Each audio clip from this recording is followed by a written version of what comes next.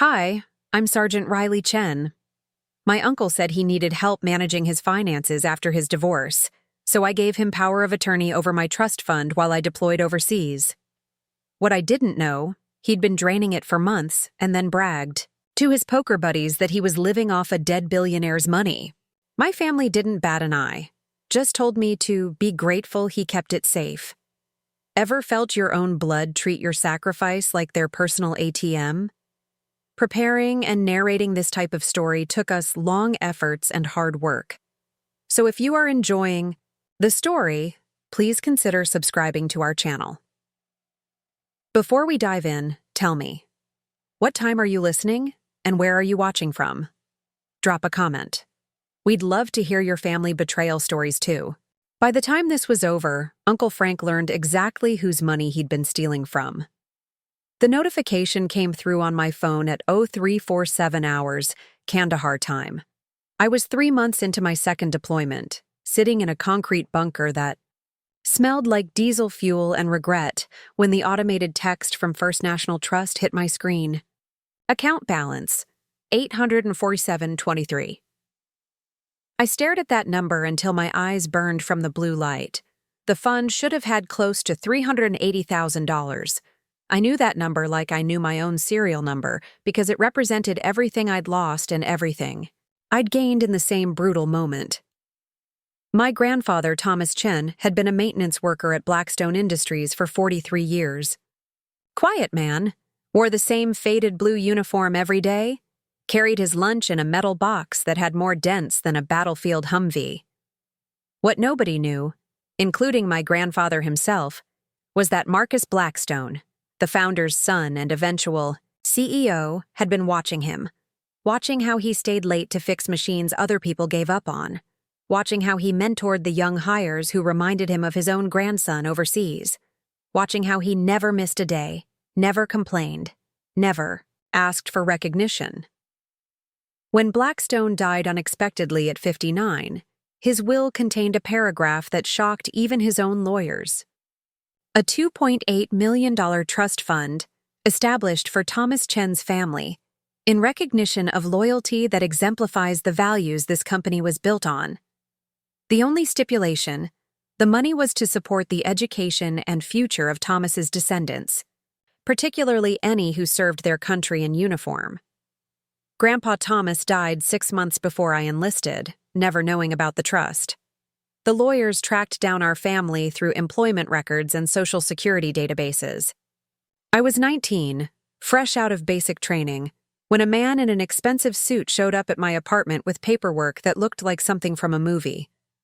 The trust would mature when I turned 25 or completed my first deployment, whichever came first. Until then, it would sit in managed accounts, growing steadily. I'd kept that information tighter than classified intel. The only people who knew were my parents, my Uncle Frank, and the trust administrators.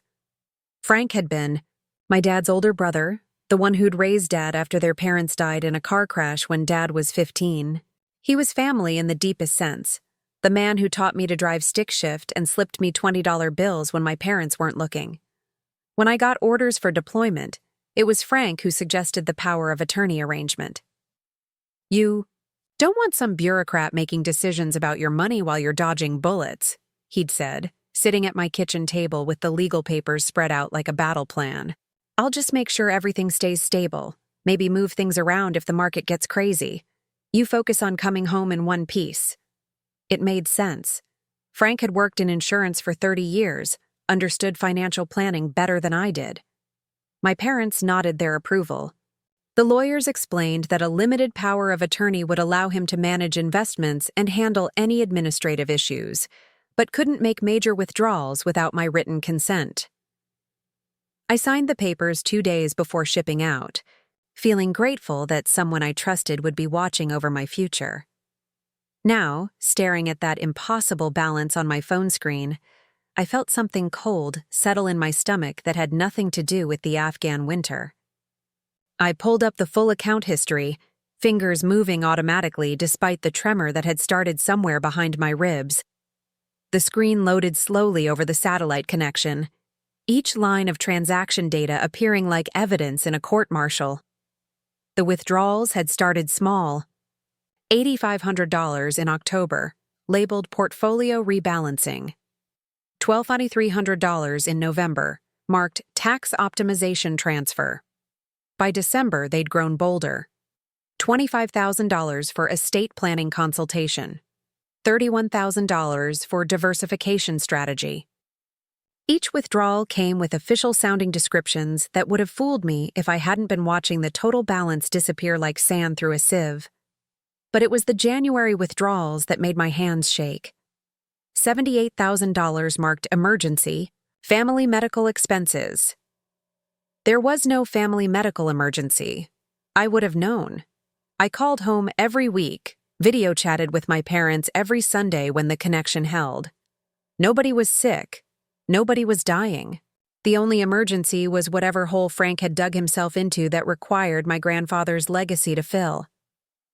I closed my eyes and pressed my palms against the concrete wall behind me, feeling the grit bite into my skin.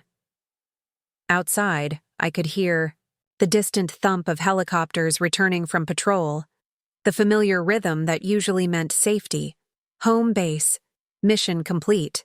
But sitting there with my phone in my lap and my trust fund gutted, I felt more exposed than I ever had on convoy duty.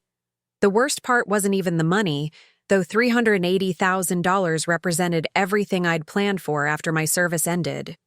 College without debt, maybe a house, definitely a future that didn't require choosing between rent and groceries. The worst part was the violation of trust so complete it felt like friendly fire. Frank wasn't some distant relative or family friend, looking for an opportunity.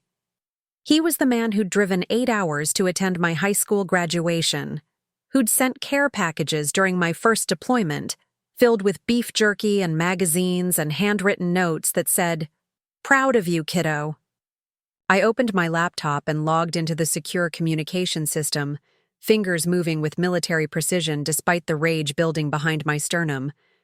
First, I'd contact the trust administrators, then the bank, then Frank himself. But something told me those conversations wouldn't go the way Uncle Frank was expecting. He'd made one critical mistake in his careful embezzlement scheme. He had no idea whose money he'd really been stealing from. The trust fund had been my secret anchor for 6 years, the invisible safety net that let me sleep soundly even in the most dangerous forward operating bases. While other soldiers worried about student loans and job prospects after discharge, I carried the quiet confidence of someone whose future was secured by a dead billionaire's gratitude and my grandfather's 43 years of showing up. Marcus. Blackstone hadn't just been wealthy, he'd been legendarily private about his wealth. The kind of man who drove a 15-year-old Toyota Camry to work while owning a fleet of vintage cars he never displayed. His office at Blackstone Industries was spartanly furnished, no awards on the walls, no ego monuments. But his employees knew he noticed everything. He knew which single mothers were struggling with childcare, which older workers were hiding injuries they couldn't afford to treat, which young employees were sleeping in their cars because rent had outpaced their paychecks. The trust fund documentation told a story I'd memorized during those first overwhelming weeks after receiving it. Blackstone had established 17 different family trusts, each one targeting the descendants of employees who'd exemplified what he called quiet excellence. My grandfather's trust was the largest, designated for military service members specifically. The lawyers had explained that Blackstone's own son had died in Desert Storm, a detail that made the gift feel less random and more like a father's way of honoring sacrifice he understood too intimately. Thomas Chen had never known about Marcus, Blackstone's attention, never suspected that his methodical approach to machine maintenance and his patient mentoring of younger workers had been observed and valued. Grandpa had been the kind of man who repaired things instead of replacing them, who stayed late not for overtime pay, but because leaving a job half-finished felt like personal failure. When the third shift supervisor position opened up, he'd turned it down because it would mean less time training apprentices. That decision had cost him thousands in salary over the years, but apparently it had earned him something worth millions. I'd been 25 when the first distribution hit my account, a sum so large I'd stared at the bank statement for 20 minutes before calling to confirm it wasn't an error. The trust administrators, Wallace and Associates, had offices in downtown Seattle that looked like something from a legal drama, all dark wood and leather-bound books. Eleanor Wallace herself had walked me through the terms, her voice carrying the kind of authority that comes from managing billionaire estates for 3 decades. Mr. Blackstone was very specific about the military service provision, she'd explained, sliding a leather portfolio across her desk. He believed that those who serve deserve to return to opportunities, not obstacles.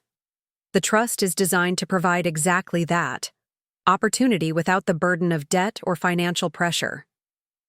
The terms were surprisingly flexible. I could use the money for education, starting a business, buying property, or simply investing it for long-term growth. The only restrictions were against high-risk gambling or investments that could be considered speculation rather than sound financial planning. Blackstone had trusted his beneficiaries to make wise choices, but he'd built in safeguards against self-destruction. What I'd valued most wasn't the money itself, but the freedom it represented. During my first deployment, when mortar rounds fell close enough to rattle my teeth, I'd thought about that trust fund and felt a strange calm.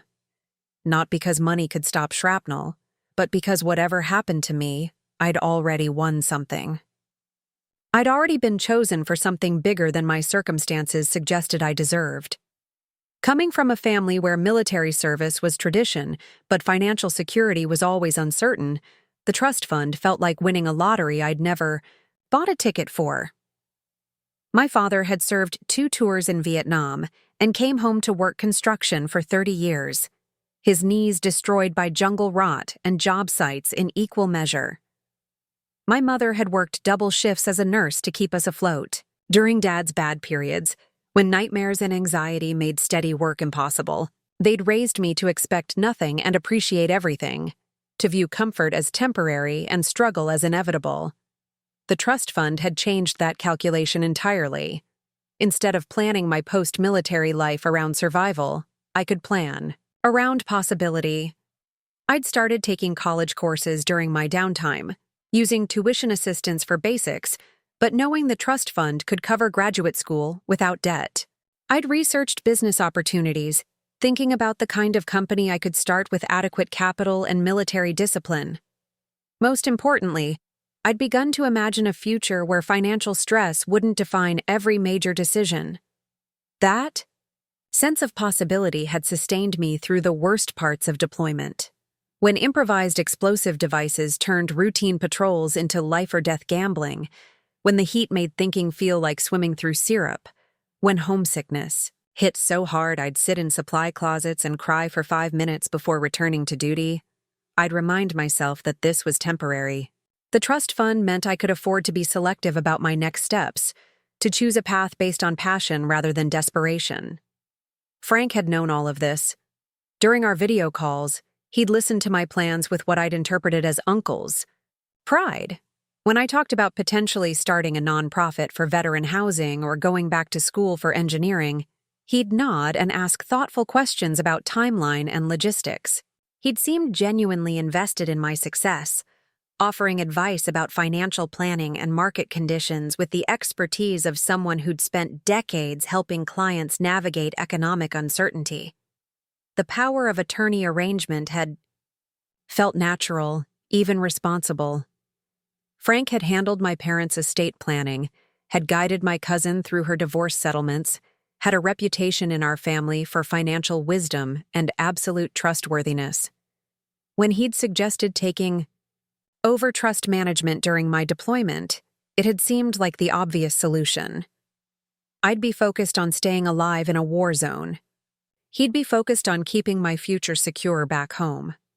Now, staring at the decimated account balance on my laptop screen, I realized how thoroughly I'd been played. Frank hadn't just stolen money. He'd stolen the psychological foundation that had carried me through 2 deployments.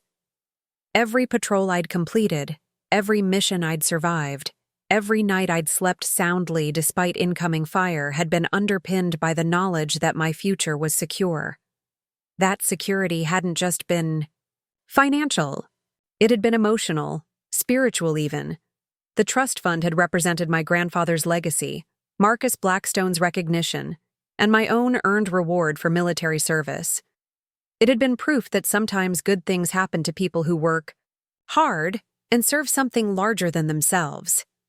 Frank had taken that proof and turned it into poker money, car payments, and whatever other personal expenses he'd hidden behind official-sounding withdrawal descriptions. But he'd made one crucial miscalculation in his systematic theft. He'd assumed the money was just money, that the worst consequence would be my disappointment and eventual forgiveness.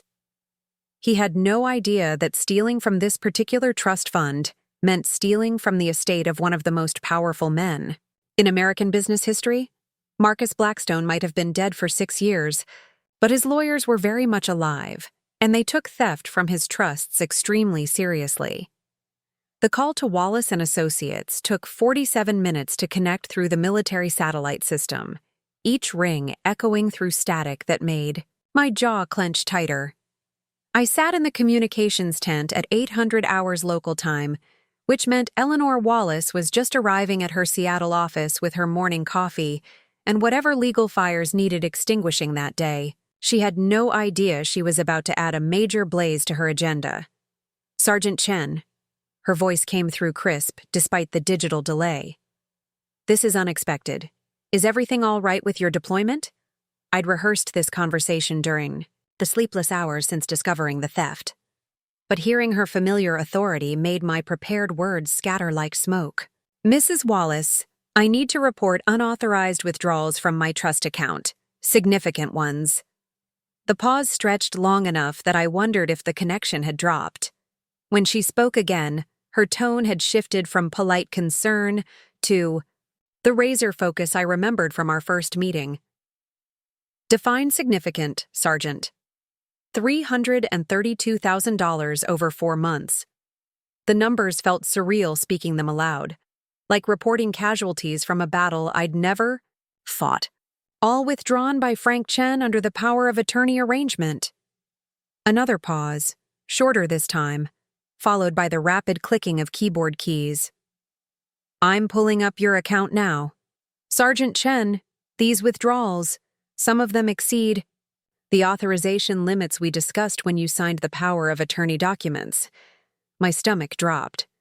What do you mean, exceed the limits? The power of attorney you signed authorized emergency withdrawals up to $50,000 per calendar year without your direct written consent. Anything beyond that required your signature on specific withdrawal requests. According to our records, we never received any such requests from you. I closed my eyes, feeling the concrete floor of the tent seem to tilt beneath me. So the larger withdrawals were forgeries or fraudulent authorizations, possibly both. Her voice had taken on the clinical precision of someone who'd dealt with trust fund theft before. Sergeant, I need you to understand something immediately. This isn't just a family financial dispute. This is felony embezzlement from a protected estate trust. The weight of those words settled on my shoulders like combat gear I'd never trained to carry. Frank hadn't just betrayed me. He'd committed federal crimes against one of the most carefully monitored trust systems in the country. Marcus Blackstone's estate had been structured specifically to prevent this kind of theft, with multiple layers of oversight and protection. What happens now? I asked, though part of me dreaded the answer. Now we activate protocols that haven't been used since the trusts were established, Wallace said. Mr. Blackstone was very specific about consequences for anyone who attempted to defraud his beneficiaries. The penalties he built into these trusts go far beyond standard legal remedies. She explained that every Blackstone family trust came with what the estate lawyers called aggressive protection clauses. If theft was detected, the estate's legal team had unlimited authority to pursue recovery through any means necessary, including asset seizure, criminal prosecution, and civil penalties that could exceed the stolen amount by factors of 10 or more. Blackstone had anticipated that his gifts might make his beneficiaries targets for financial predators, including family members. The estate maintains a dedicated investigation unit, Wallace continued. Former FBI financial crimes specialists, forensic accountants, private investigators. They've been documenting every transaction in your account since the irregular withdrawals began. They knew about this theft before you did. My hands started shaking, not from fear, but from something approaching relief. For months, Frank had been operating under the assumption that he was stealing from his naive niece, someone who might eventually discover the theft but lack the resources or knowledge to fight back effectively. Instead, he'd been systematically robbing an estate that employed people whose entire careers focused on catching and destroying financial predators. They have documentation of everything, Wallace said. Bank records, spending patterns, even surveillance footage from establishments where your uncle used withdrawals funds. The investigation team has been building a comprehensive case while waiting for you to discover the theft independently. Why didn't they contact me directly? Mr. Blackstone's instructions were explicit. Beneficiaries must discover and report theft themselves to demonstrate they're actively monitoring their inheritance responsibly. He believed that people who couldn't be bothered to track their own financial accounts didn't deserve his protection. The logic was harsh, but somehow comforting. Marcus Blackstone had anticipated scenarios exactly like this one, had planned for the possibility that family members might view his gifts as opportunities for exploitation. He'd built his trust system like a military operation, with contingency, plans, and overwhelming response capabilities. Wallace walked me through the immediate next steps. I would need to file a formal complaint with both the trust administrators and local law enforcement. The estate's investigation team would then present their findings to federal authorities, since the theft crossed state lines and involved interstate banking systems. Frank would face charges that could include wire fraud, identity theft, elder, financial abuse, and violation of fiduciary duty. Sergeant, there's something else you should know, Wallace said as our call neared its end. The Blackstone estate has a policy regarding family members who commit theft against beneficiaries. They don't just prosecute the perpetrator. They investigate everyone who knew about the theft and failed to report it. My blood went cold. What does that mean exactly? It means if your parents or other family members were aware of these withdrawals and didn't contact us, they could face charges as accessories. The estate views silence as complicity when it comes to protecting Mr. Blackstone's intended beneficiaries. I thought about my weekly calls home, my parents' casual questions about my finances, Frank's presence during family video chats. Had they known? Had they suspected? The idea that my own parents might have been complicit in the theft felt like a second betrayal layered on top of the first. The investigation team will determine the extent of family knowledge, Wallace continued. But Sergeant, you should prepare yourself for the possibility that this theft involved more people than just your uncle. After ending the call, I sat in the communications tent staring at my hands. The desert heat outside made the air shimmer, like water. But inside the tent, I felt colder than I had during any winter training exercise. Frank's theft wasn't just about money, it was about trust, so fundamental I'd never questioned it. And now I had to consider the possibility that other people I loved had watched him rob me blind.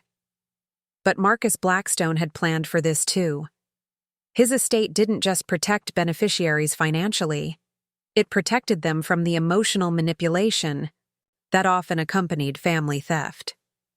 The investigation team would uncover the truth regardless of my personal feelings or family loyalty. Frank thought he'd been stealing from a deployed soldier with limited options for recourse. Instead, he'd declared war on a system designed by one of America's most ruthless businessmen to destroy anyone who threatened his legacy. The battle was about to begin, and Frank had no idea what kind of enemy he'd made. The video call home was scheduled for Sunday evening, 1400 hours my time, which put my parents at their kitchen table with morning coffee and the newspaper spread between them like it had been every weekend for 20 years. I positioned my laptop carefully in the base communications center, angling the screen so they could see my face clearly, but not the grim determination I'd been carrying since my conversation with Wallace and Associates. Mom appeared first, adjusting her reading glasses and waving at the camera with the enthusiasm she reserved for our weekly check-ins.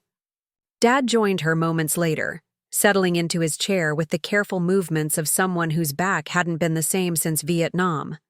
They looked exactly as I'd left them 8 months ago, comfortable, predictable, safely distant from the war zone that had become my temporary reality. "Riley, sweetheart, you look tired," Mom said, her nurse's instincts immediately cataloging whatever stress she could detect through pixelated video. "Are you getting enough sleep? Eating regularly?" I'd planned to ease into the conversation, to build up to the revelation with careful questions and gentle probing. Instead, I found myself cutting straight to the bone with surgical precision. "I need to ask you both about Uncle Frank and my trust fund." The change in their expressions was immediate and synchronized, like actors who'd rehearsed this moment. Dad's eyes shifted slightly to the left, Mom's hand moved unconsciously to her throat. They knew. The knowledge sat between them like a third person at their breakfast table. "What about the trust fund, honey?" Mom asked, her voice carrying a note of caution that hadn't been there seconds earlier. "Frank has been stealing from it. $300,000 over 4 months. I found out yesterday when I checked my account balance." I delivered the information without emotion, watching their faces for reactions that would tell me how deep this betrayal ran. Dad cleared his throat, the sound rough and deliberate. "Riley, that's a serious accusation. Are you sure there isn't some misunderstanding? Frank handles a lot of complex financial arrangements." The word accusation hit me like a slap. Not concern for my loss, not outrage at Frank's theft, but immediate defense of the man who'd robbed their daughter while she served overseas. "It's not an accusation, Dad. It's documented fact. The trust administrators have been investigating for months." "Now, Riley," Mom interjected, her voice taking on the tone she'd used when I was 16 and caught sneaking out past curfew. "You know how these big financial companies can be. Sometimes they make errors, or they don't explain things clearly. Maybe Frank was just moving money around for better investment opportunities." I stared at her through the screen, watching my mother perform mental gymnastics to avoid acknowledging what she already knew. "Mom, he withdrew $78,000 in January alone and labeled it emergency family medical expenses." "What emergency? Nobody told me about any medical emergency." The silence stretched between us across 8,000 miles and a lifetime of trust I'd never questioned until this moment. Dad fidgeted with his coffee mug. Mom adjusted her glasses, unnecessarily. They were buying time, calculating how much truth they could avoid acknowledging. "Well," Dad finally said, "Frank did mention he was helping you diversify your investments. He said you'd talked about it before your deployment." The lie hit me with perfect clarity. I'd never discussed investment strategies with Frank beyond the basic power of attorney arrangement.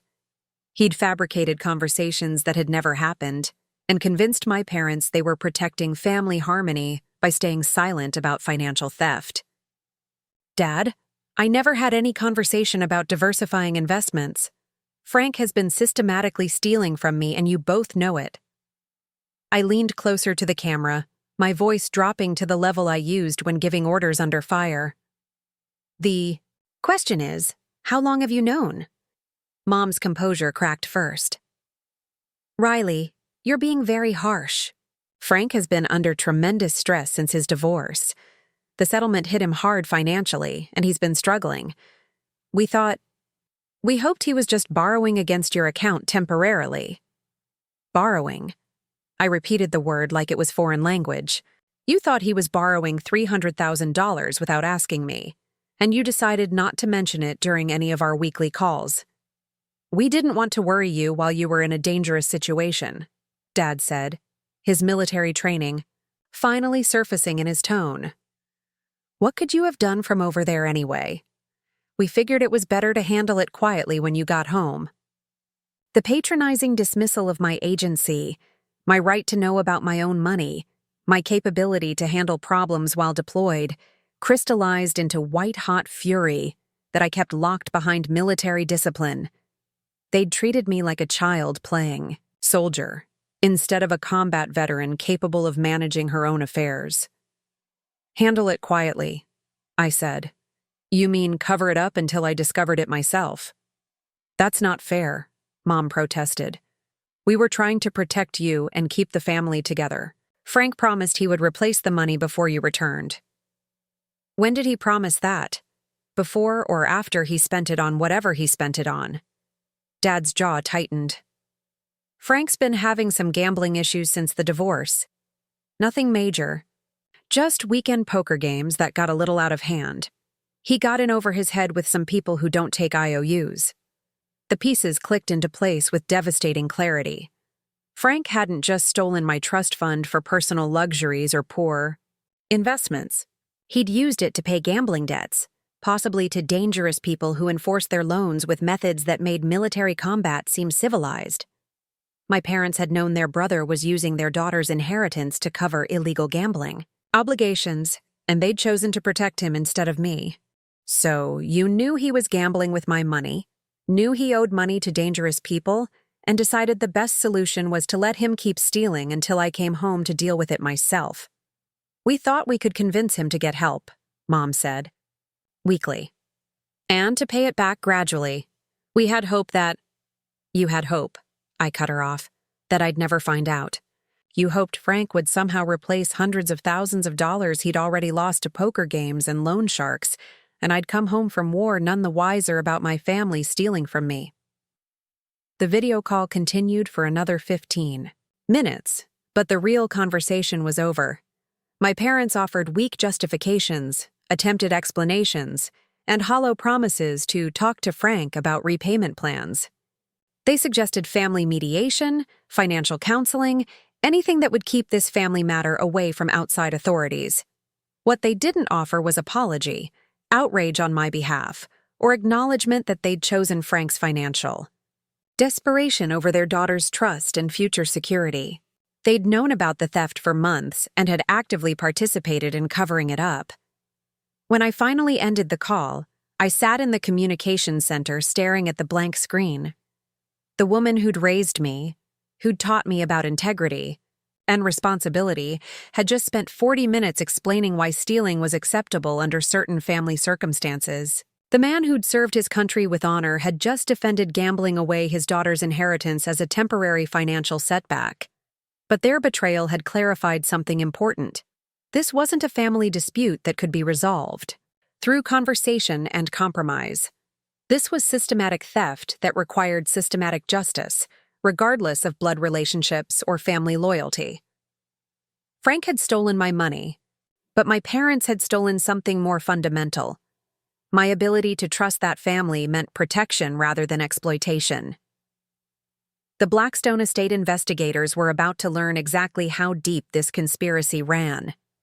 The email from my cousin, Jessica, arrived at 0230 hours, marked urgent, and sent from her personal account rather than the family group chat we'd used for years to coordinate holidays and share photos. The subject line read, "We need to talk. It's about Uncle Frank," and contained a level of digital desperation I'd never seen from someone who usually limited her online communication to carefully curated Instagram posts about her marketing career in Portland. I opened the message in my bunk, using the dim light from my phone screen to read words that would reshape my understanding of just how many people had been watching Frank rob me blind. "Riley, I know you probably hate all of us right now, and you have every right to. But I can't sleep knowing you think this was just Uncle Frank going rogue. Mom and Dad told me what happened on your call yesterday, and I need you to know the truth about what we've all been dealing with for the past year." Jessica went on to explain that Frank's gambling problem had started long before his divorce, possibly years before. He'd been borrowing money from family members for months, always with sob stories about temporary cash flow problems or investment opportunities gone wrong. Her parents had loaned him $12,000 in September. My cousin Michael had given him $8,000 in November. Even our elderly Aunt Dorothy had been convinced to help Frank with some medical expenses to the tune of $6,000. None of us knew he was also stealing from you, Jessica wrote. We thought we were the only ones helping him, and he swore each of us to secrecy because he was embarrassed about his financial situation. It wasn't until Christmas dinner that Mom and Aunt Dorothy started comparing notes, and we realized he'd been running the same scam on the entire family. The revelation hit like incoming mortar fire. Frank hadn't just stolen from my trust fund. He'd systematically defrauded nearly everyone in our family using carefully crafted lies and emotional manipulation. He'd identified each person's particular vulnerability and exploited it with surgical precision. Jessica's parents were soft touches for hard luck stories. Aunt Dorothy couldn't resist helping with medical emergencies. My parents were protective, of family reputation above all else. But here's the thing that's going to make you even angrier, Jessica continued. When we all figured out what he was doing at Christmas, Uncle Dave said we should tell you immediately. Mom and Dad shut that down hard. They said you were in a dangerous deployment situation and couldn't handle additional stress. They convinced everyone that the best thing to do was to quietly get Frank into gambling addiction treatment and work out repayment plans after you got home. I sat up in my bunk, blood pressure spiking as the full scope of the conspiracy became clear. It wasn't just my parents who'd known about Frank's theft. It was a family-wide decision to protect Frank and keep me in the dark, justified by paternalistic assumptions about my emotional fragility and inability to handle problems while deployed. Uncle Dave fought them on it, Jessica wrote. He said, "It was your money and your right to know, regardless of where you were stationed. But you know how persuasive Mom can be when she thinks she's protecting someone. She got everyone to agree that bothering you with financial problems would be cruel and unnecessary." Dave was my father's youngest brother, a retired police detective, who'd always been the family member most likely to call out bad behavior, regardless of blood relationships. The fact that he'd argued for telling me the truth, only to be overruled by a family consensus to protect Frank, made the betrayal feel even more calculated and deliberate. Jessica's email continued with details that painted an increasingly disturbing picture of family dysfunction. Frank had been showing up at family gatherings with expensive new clothes and talking about investment windfalls and consulting opportunities that explained his suddenly improved financial situation.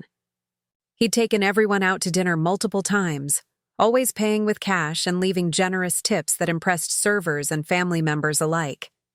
He was spending your money right in front of us, Jessica wrote. Buying rounds of drinks, picking up tabs, acting like the successful family member who'd turned his life around after the divorce. And we all bought it because we wanted to believe he was doing better. The image of Frank using my grandfather's legacy and Marcus Blackstone's gift to play the role of generous family patriarch made my stomach churn. Every dinner he'd paid for, every round of drinks he'd bought, every generous gesture that had earned him family admiration had been funded by theft from his deployed niece. He'd literally been purchasing family loyalty with stolen money while I ate military rations in a combat zone. But Riley, there's something else you need to know about your parents specifically, Jessica continued. Mom told me that your mom and dad had been worried about Frank's gambling for months before Christmas. They'd noticed him making trips to the casino more frequently, staying out all night, coming to family events with bloodshot eyes and shaky hands. When they confronted him in November, he broke down and told them he owed money to some very serious people who were threatening him. According to Jessica, Frank had convinced my parents that his creditors were dangerous criminals who wouldn't hesitate to hurt family members if he couldn't pay his debts. He'd shown them text messages with explicit threats, photos of his car with slashed tires, even a voice recording of someone promising to visit his family if payment wasn't received soon. Your parents were terrified, Jessica wrote. Not just for Frank, but for all of us. He convinced them that the only way to keep everyone safe was to quietly use your trust fund to pay off his debts, then slowly repay the money over time. He told them it was temporary, just until he could get back on his feet and start earning legitimate income again. The manipulation was breathtaking in its sophistication. Frank had identified my parents' deepest fears, threats to family safety, and exploited them to justify theft from their own daughter.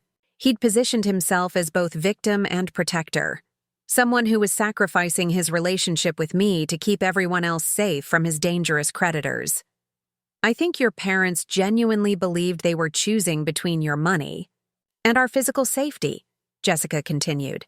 Frank had them convinced that telling you would somehow make the situation worse, that involving outside authorities would escalate the threats against the family. But Jessica's email contained one more revelation that transformed my understanding of the timeline completely. Riley, the really messed up part is that Frank's been clean from gambling for 6 weeks now. He's been going to meetings, has a sponsor, the whole program. But he's still been taking money from your account even after he stopped gambling. The theft had continued even after Frank had supposedly addressed his addiction and eliminated the debts that had supposedly justified it, which meant the recent withdrawals weren't about paying off dangerous creditors or feeding a gambling compulsion.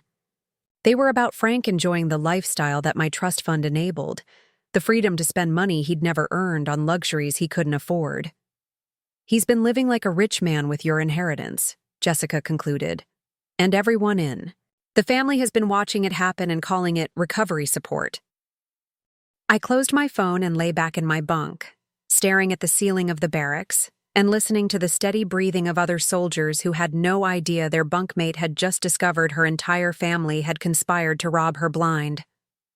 The betrayal had metastasized beyond Frank's initial theft into a family-wide conspiracy of silence, manipulation, and willful blindness. But they'd all made the same crucial mistake Frank had made. They'd assumed this was just family money, that the worst consequence would be my disappointment and eventual forgiveness.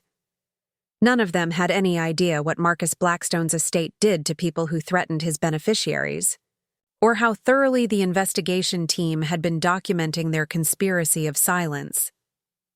The secure email from Eleanor Wallace arrived 12 hours after my conversation with Jessica, marked with the red classification tag that indicated Blackstone Estate Priority Communications. I opened it in the communications center during the brief window when satellite bandwidth allowed for encrypted file transfers, expecting routine updates about the investigation process. Instead, I found documentation that would fundamentally alter the trajectory of Frank's life and everyone who'd enabled his theft. Sergeant Chen, the email began, the estate investigation team has completed their preliminary analysis of the theft patterns in your account. What they've discovered extends far beyond simple embezzlement. Your uncle has violated federal statutes that carry mandatory minimum sentences and asset forfeiture requirements that will impact not just him, but potentially every family member who received stolen funds. Wallace attached a 47-page investigative report that read like a financial autopsy, dissecting every transaction, tracing every dollar, and documenting a pattern of sophisticated fraud that would have impressed federal prosecutors. The Blackstone estate investigators hadn't just been tracking Frank's withdrawals. They'd been following the money through every account, every purchase, every payment to family members and creditors. The report detailed Frank's activities with the precision of a military intelligence briefing. He'd established 3 separate, checking accounts using variations of his name and address to launder the stolen trust fund money. He'd purchased a new Toyota Camry in November, paying cash for a vehicle that cost more than he'd earned in legitimate income over the previous 2 years. He'd paid off his entire credit card debt, cleared his mortgage, and settled his divorce attorney fees using money stolen from my grandfather's legacy. But the investigation had uncovered something even more damaging. Frank's gambling debts had been completely fictional. The threatening text messages he'd shown my parents, the voice recordings of dangerous creditors, the photos of his vandalized car, all manufactured to manipulate family sympathy and justify his theft. He'd never owed money to loan sharks or criminals. He'd fabricated the entire scenario to convince my parents that stealing from me was necessary to protect family safety. Your uncle created an elaborate fiction to justify systematic theft. Wallace's email continued. The estate's digital forensics team has determined that the threatening messages were sent from burner phones he purchased himself. The voice recordings were made by an associate from his insurance office who believed he was helping Frank practice for a community theater audition. Even the damage to his vehicle was self-inflicted, documented by his own home security cameras. The sophistication of Frank's deception was staggering. He'd essentially created a false flag operation against his own family, manufacturing external threats to justify internal theft. He'd counted on my parents' love for their children and grandchildren to override their ethical obligations to their deployed daughter.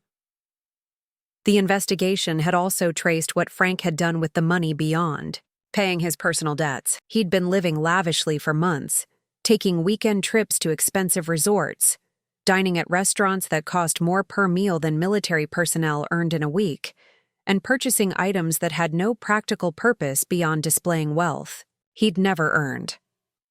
The estate team has documented over $60,000 in purely discretionary spending, Wallace wrote. Resort stays, luxury purchases, entertainment expenses that serve no purpose beyond personal gratification. Your uncle wasn't stealing to survive or even to address legitimate financial emergencies. He was stealing to fund a lifestyle he felt entitled to maintain.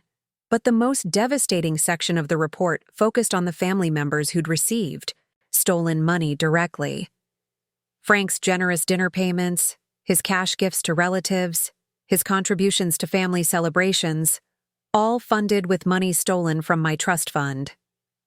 The investigation had identified 12 specific instances where family members had benefited financially from Frank's theft, even if they hadn't realized the money's origin.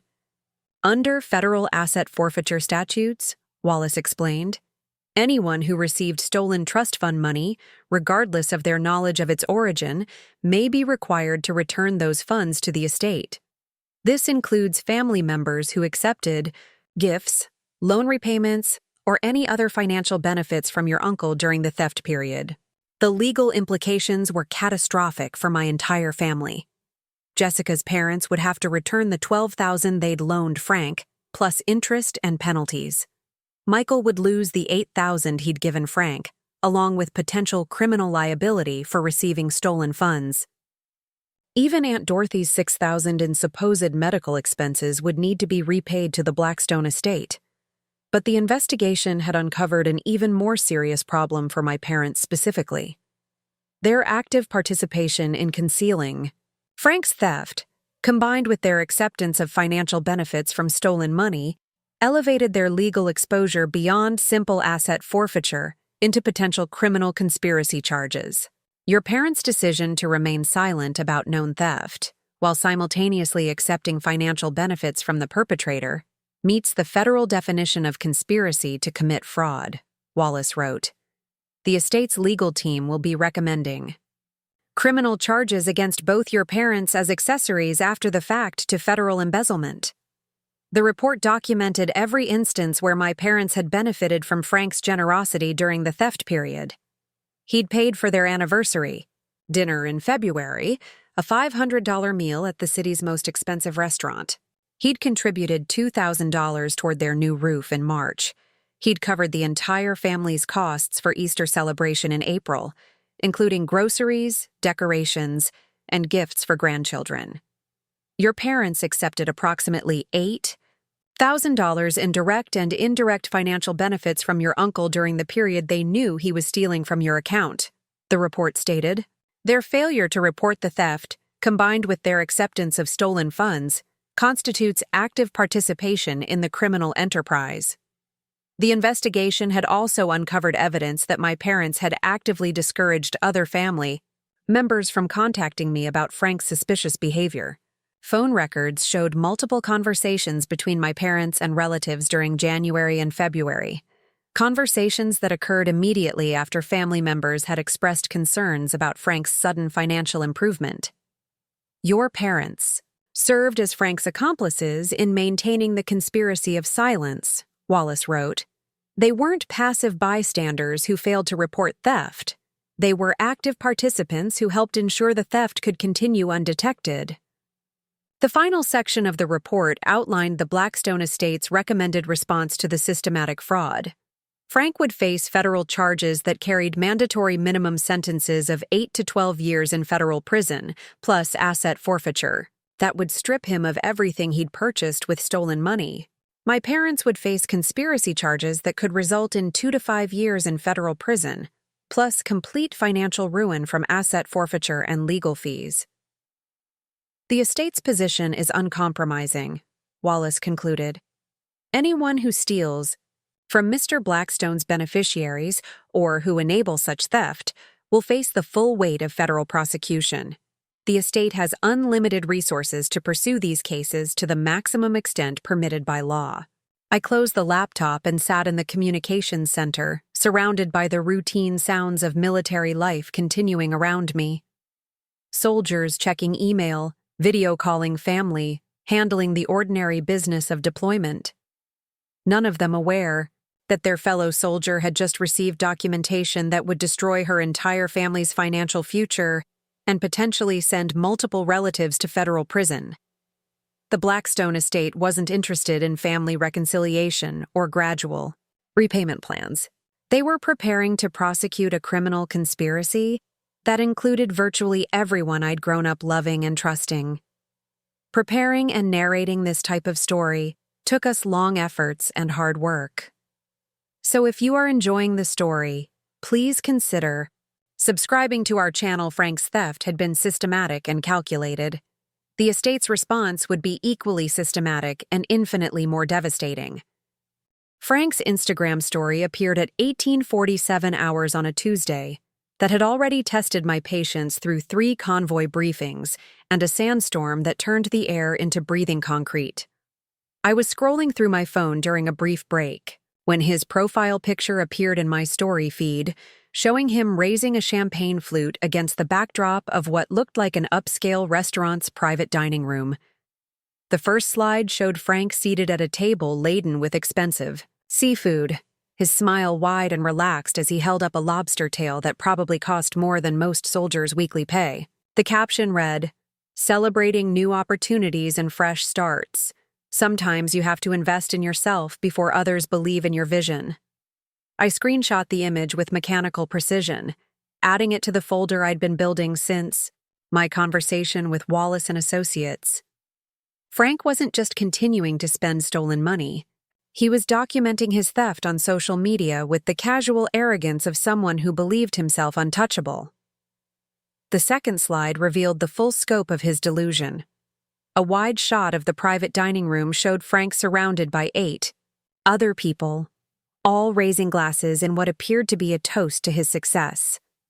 I recognized 2 faces from his insurance office, but the others were strangers dressed in business attire that suggested serious money and professional influence. "Grateful for the family support that made tonight possible," the caption continued. "My investment group is ready to launch our consulting firm, and we couldn't have done it without the seed capital from people who believed in us from the beginning." The words hit me like incoming fire. Frank wasn't just stealing my trust fund for gambling debts or personal luxuries anymore. He was using my grandfather's legacy to fund a business venture, positioning himself as a successful entrepreneur whose family had backed his entrepreneurial vision.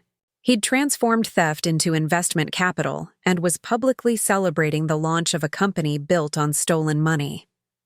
The third slide showed Frank shaking hands with a distinguished-looking man in an expensive suit, both of them standing beside a banner that read Chen Capital Consulting, Premier Financial Advisory Services. The caption beneath made my blood pressure spike. "Proud to announce our new partnership with Blackstone Financial Advisors. Our expertise in trust management and estate planning is already attracting high-net-worth clients." Frank had named his stolen company after the very estate he was robbing. The man whose trust fund had provided his seed capital was being used as a marketing tool to attract clients who needed exactly the kind of financial services Frank was supposedly qualified to provide. The irony was so brazen it bordered on performance art. But the fourth slide contained the detail that would ultimately destroy him.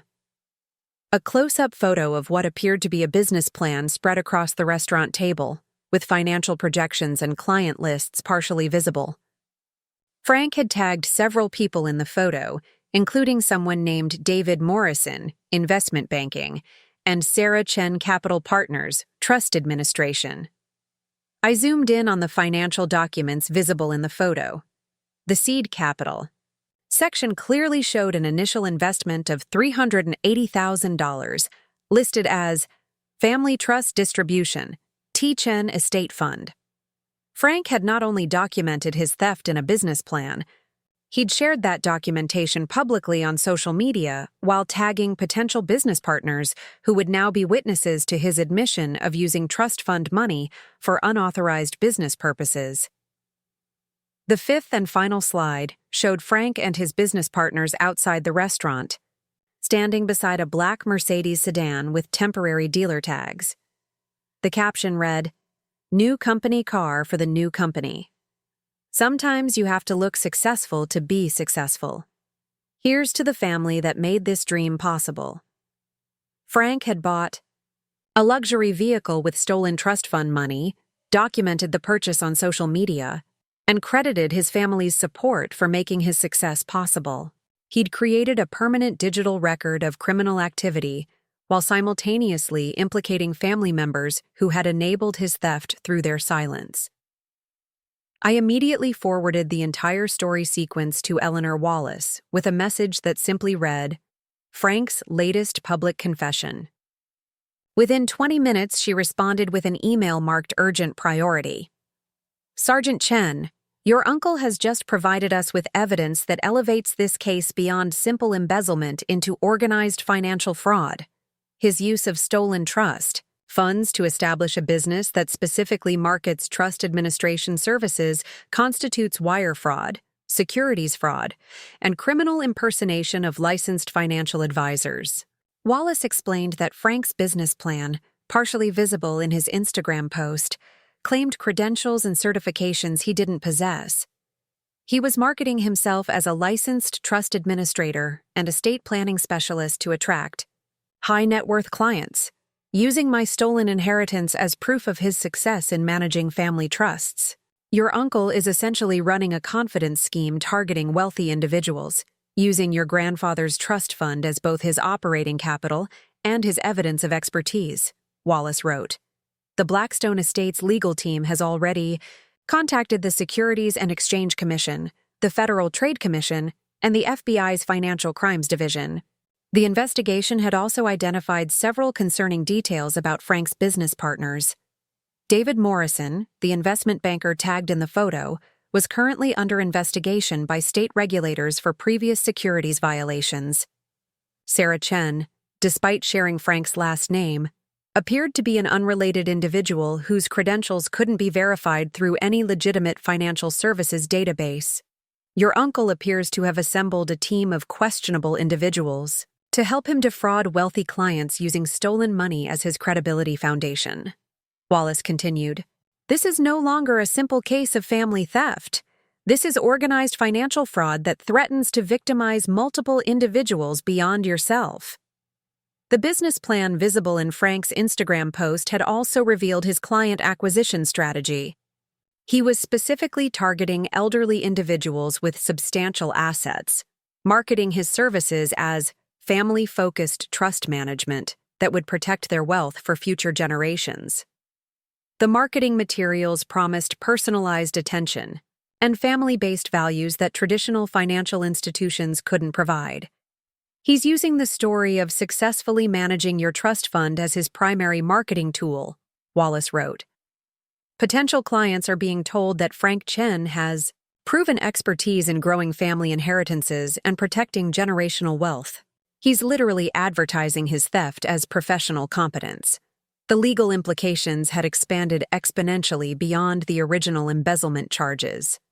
Frank now faced potential prosecution for securities fraud, wire fraud, criminal impersonation, elder financial abuse conspiracy, and racketeering under federal organized crime statutes. His business partners would likely face similar charges as co-conspirators in the fraudulent scheme. But the most devastating consequence for Frank was that his Instagram documentation had provided federal authorities with evidence that would be impossible to dispute or explain away. He'd voluntarily created a comprehensive record of criminal activity, complete with financial documents, business partner identifications, and explicit admissions of using family trust funds for unauthorized business purposes. Your uncle has essentially prosecuted himself, Wallace concluded. His social media posts constitute admissions of guilt that will make criminal prosecution straightforward and conviction virtually certain. Frank thought he was celebrating his entrepreneurial success and showing off his business acumen to social media followers who would be impressed by his apparent prosperity. Instead, he documented federal crimes with the thoroughness of a prosecutor building a case against him. The Blackstone estate investigators had been building their case methodically over months. Frank had just handed them everything they needed to destroy him completely, gift-wrapped with champagne and a Mercedes-Benz bow. The first crack in Frank's carefully constructed facade appeared in a panicked phone call from my cousin Michael at 03:15 hours on Thursday morning, his voice shaking, with the kind of terror that comes from discovering you've been swimming with sharks while thinking they were dolphins. I answered on the first ring, already knowing that whatever had prompted a middle-of-the-night international call would fundamentally alter the trajectory of our family's destruction. "Riley, something's happening." Michael's voice came through, the static, barely controlled panic making his words tumble together.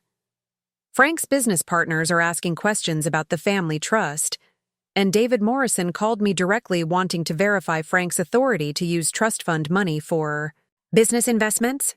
I sat up in my bunk, immediately alert despite the exhaustion that had become my constant companion since discovering the theft. "What did you tell him?"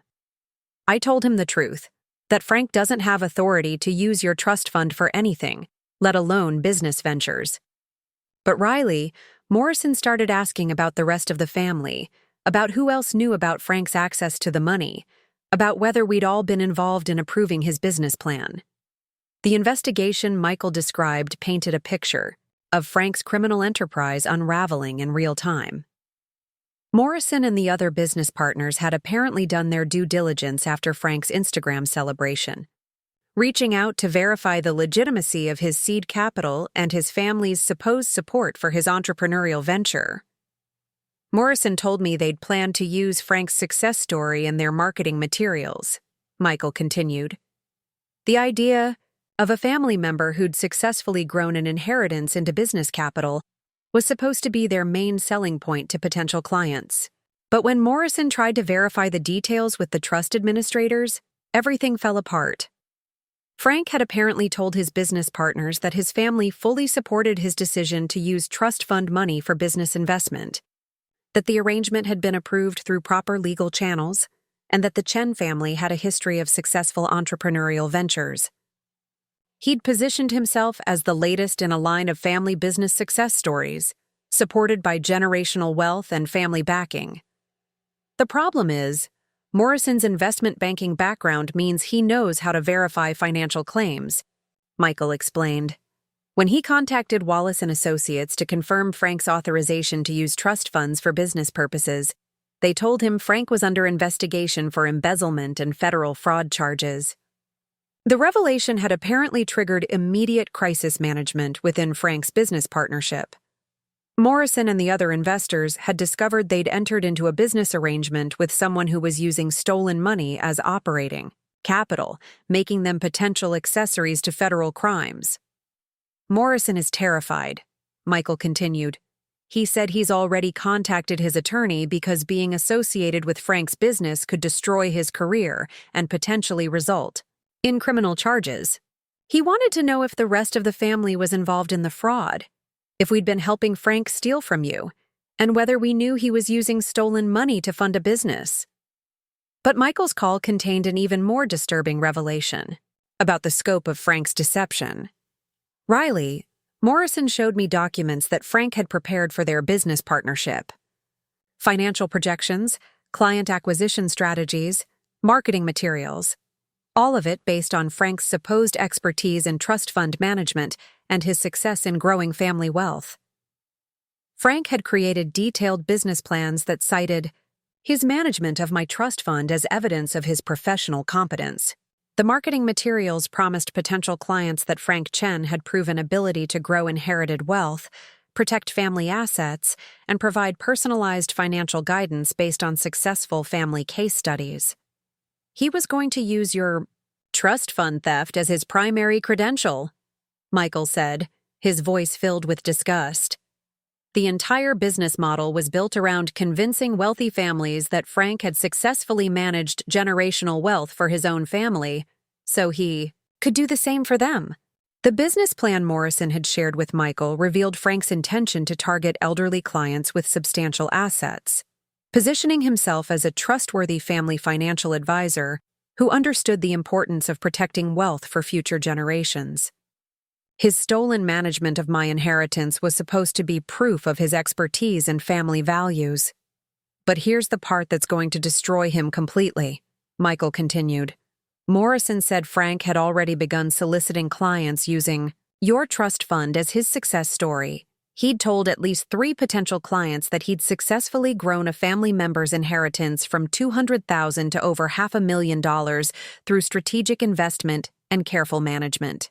Frank had not only stolen my money, he'd fabricated investment success stories to defraud additional victims. He was claiming to have doubled my trust fund through expert financial management while actually depleting it through systematic theft. His lies had expanded beyond family manipulation into professional fraud targeting vulnerable elderly clients. Morrison is cooperating with federal investigators now, Michael said. He's providing all the business documents, financial projections, client communications, everything Frank prepared for their partnership. The FBI agents told him that Frank's fraud extends far beyond your trust fund into attempted elder financial abuse on a much larger scale. The investigation had also revealed that Frank's business partners weren't the innocent victims they'd initially appeared to be. David Morrison's background check had uncovered previous securities violations and a pattern of questionable business associations. Sarah Chen, despite her professional appearance, had been using fraudulent credentials and had no legitimate experience in financial services. The whole business was apparently a criminal enterprise from the beginning, Michael explained. Morrison thought he was partnering with a successful family financial advisor, but Frank thought he was partnering with experienced con artists who could help him defraud wealthy clients. They were all trying to scam each other while planning to steal from innocent people. But the most devastating consequence of Frank's unraveling business venture was the evidence it had provided to federal investigators about family complicity. In his original theft, Morrison's questions about family involvement had prompted FBI agents to interview multiple relatives about their knowledge of Frank's trust fund access and their acceptance of financial benefits from stolen money. "Riley, they're interviewing everyone," Michael said, his voice dropping to a whisper. "The FBI contacted Jessica yesterday, Uncle Dave this morning, even Aunt Dorothy. They're asking detailed questions about every time Frank paid for family expenses, every gift he gave, every loan he repaid using money from your account." The investigation had apparently expanded to include potential criminal charges against family members who had accepted stolen money, even if they hadn't initially known its origin. The FBI was treating Frank's theft as an organized criminal conspiracy that required cooperation from multiple family members to succeed. "Your parents are terrified," Michael continued. "Mom called me crying because FBI agents showed up at their house with a warrant to search for evidence of financial benefits from Frank's theft. They seized bank records, tax returns, even receipts from restaurants where Frank had paid for family meals. The systematic investigation was uncovering evidence that Frank's family manipulation had been even more extensive than anyone had realized. He'd been using stolen trust fund money to purchase family loyalty, ensure their silence, and maintain their support for his increasingly criminal behavior. Frank's Instagram celebration of his business success had triggered a federal investigation, that was dismantling not just his criminal enterprise, but the entire family conspiracy that had enabled his theft to continue for months. His social media bragging had lit a fuse that was about to explode his entire world. The viral explosion began at 14:23 hours on Friday, when someone named Truth Seeker PDX posted a screenshot of Frank's Instagram story to Twitter with the caption, "This dude literally posted evidence of embezzling from his deployed military niece's trust fund. The audacity is unmatched." Within 6 hours, the post had 47,000 retweets and 156,000 likes, transforming Frank's business celebration into a masterclass in self-incrimination that captured the internet's attention like digital wildfire. I watched the story spread from my laptop in the communications center, refreshing social media feeds as Frank's face appeared across multiple platforms with increasingly creative commentary about his spectacular public confession. Someone had enhanced the restaurant photos to highlight the business plan details visible on the table, circling the family trust distribution line item and adding arrows pointing to Frank's champagne toast. The juxtaposition of stolen money, funding luxury dining while his niece served in a combat zone, struck internet users as the perfect embodiment of family betrayal and entitled selfishness. The story gained momentum when Roger Veteran Advocate USA, an account with 280,000 followers dedicated to military family issues, amplified the thread with additional context about trust fund theft targeting deployed service members. "This isn't just family drama," their post read. "This is financial predation targeting someone who can't defend herself because she's literally dodging bullets overseas. Frank Chen represents everything wrong with people who exploit military families." Within hours, investigative internet users had identified Frank's business partners, his insurance company employer, and even the restaurant where he'd celebrated launching his fraudulent consulting firm. Reddit threads appeared with titles like, "Deployed soldier's uncle steals inheritance, celebrates with champagne, and trust fund thief documents crimes on Instagram." The combination of military service, family betrayal, and social media stupidity created perfect conditions for viral outrage. But the story reached critical mass when TikTok user Military Family Drama, who had built a following exposing financial abuse in military families, created a 7-part video series breaking down Frank's Instagram evidence frame by frame.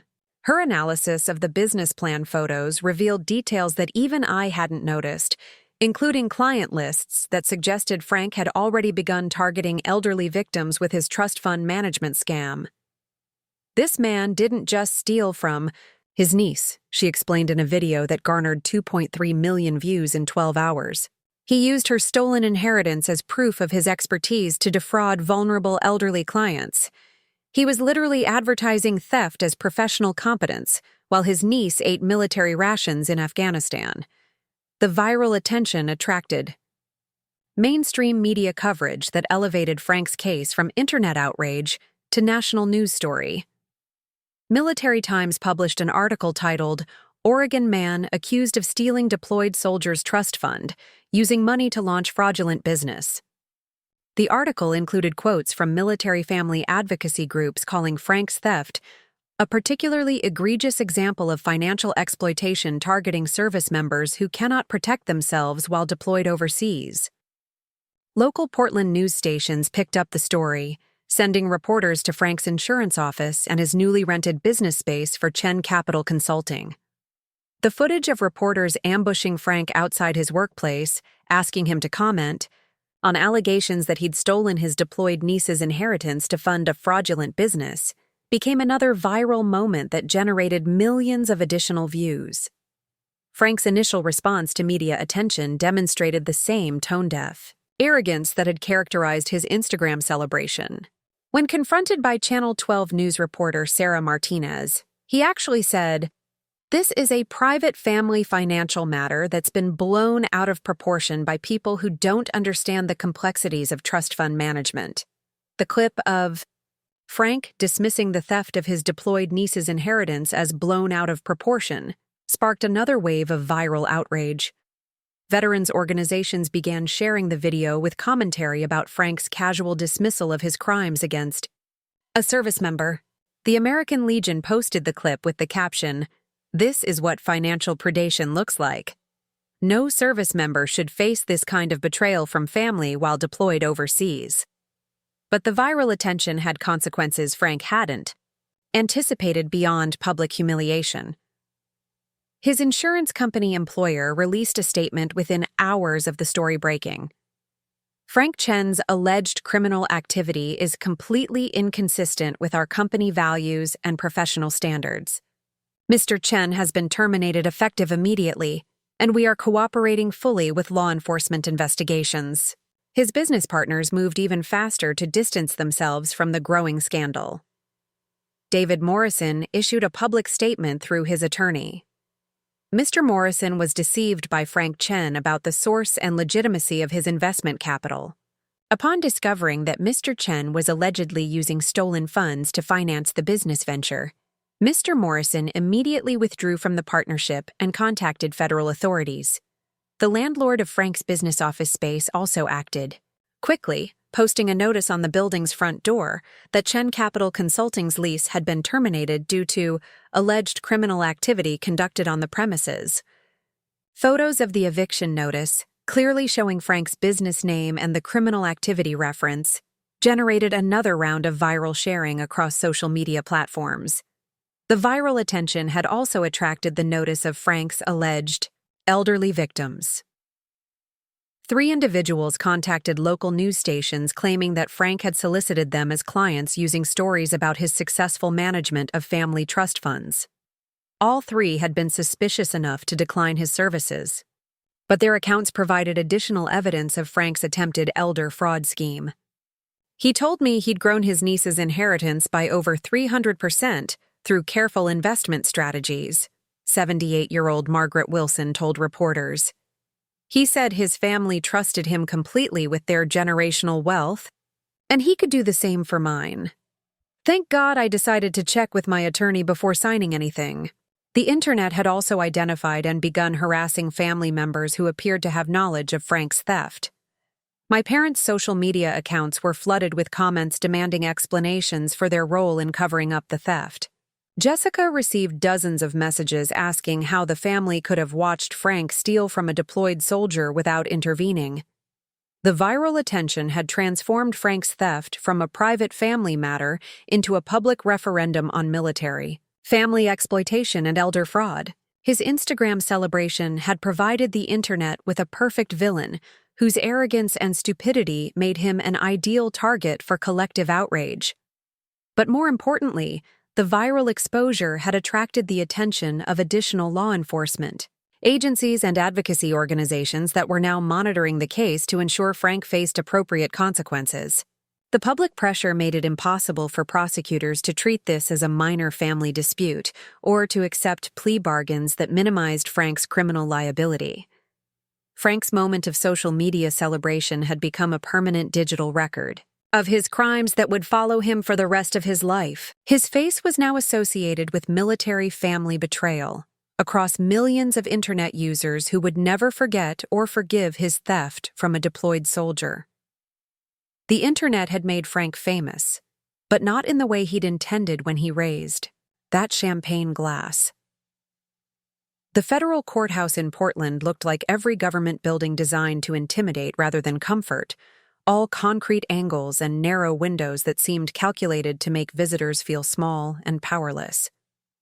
I stood on the courthouse steps at 0800 hours on Tuesday morning, dressed in my Class A uniform with ribbons that told the story of 2 deployments and service that had earned more respect than my own family had shown me.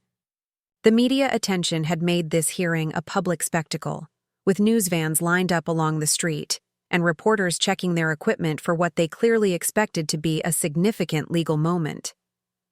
Eleanor Wallace met me at the security checkpoint, her expression carrying the grim satisfaction of someone who'd spent months building an airtight case against people foolish enough to steal from Marcus Blackstone's beneficiaries.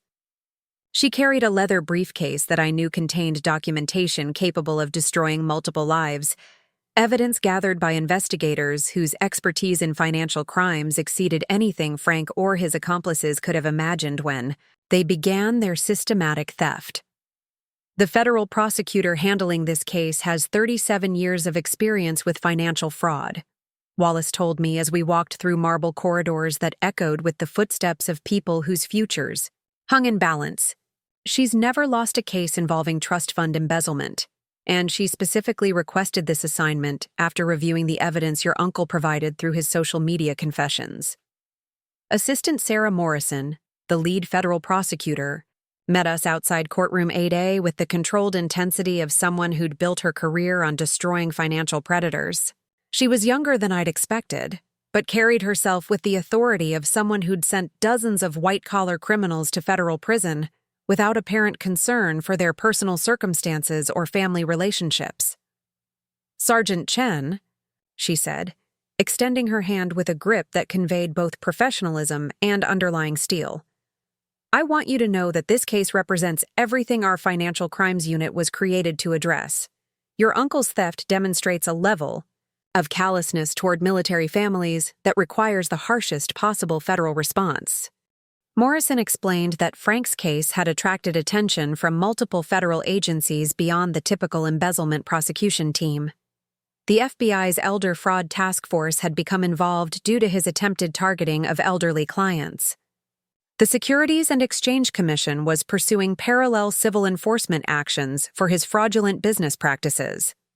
Even the Federal Trade Commission had opened an investigation into his deceptive marketing practices targeting vulnerable populations. "Your uncle didn't just commit embezzlement," Morrison continued as we walked toward the courtroom. "He created a criminal enterprise designed to exploit military families and elderly civilians using sophisticated fraud techniques. The federal sentencing guidelines for this type of organized financial predation carry mandatory minimum sentences that will ensure he spends significant time in federal prison." The courtroom filled quickly with family members whose presence felt like additional weights on my shoulders.